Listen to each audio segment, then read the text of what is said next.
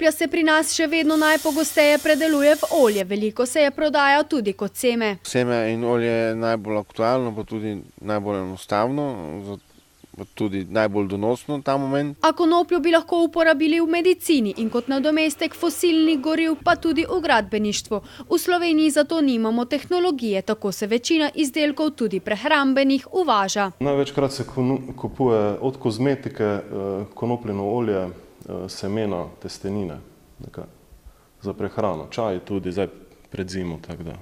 Bi lahko povedali, da torej Slovenci vse bolj uporabljamo izdelke iz konoplje? To pa sigurno, vse, kar širi, od ponudbe do povpraševanja. Na slovenskih njivah je bilo letos posejane 200 hektarjev konoplje, nekoč je ta rastlina bila pogosta spremljevalka domačij.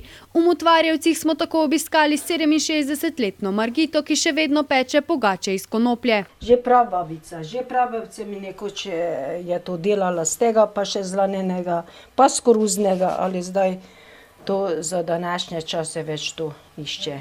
Ne uporablja. Ob večjih kmetijskih delih so bile na mizah različne konopljine jedi. So bili tudi žganci, pa še zlevanke. Ja, kar poskusite, ima poseben okus, poseben grengen okus, vsak to nima rad, seveda, to je stvar okusa.